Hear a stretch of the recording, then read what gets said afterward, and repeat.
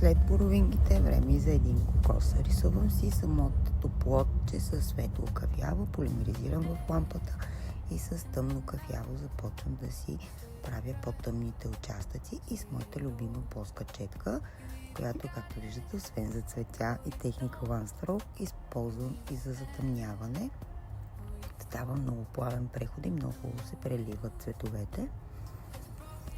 След това със светло сиво и тъмно сиво правя сърцевината на кокоса, за да може да придам повече дълбочина, да украсявам.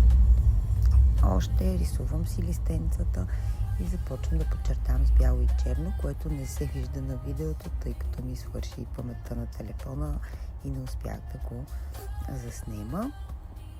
Запечатвам с матов топ лак и след това с гланцов топ слагам малко точици.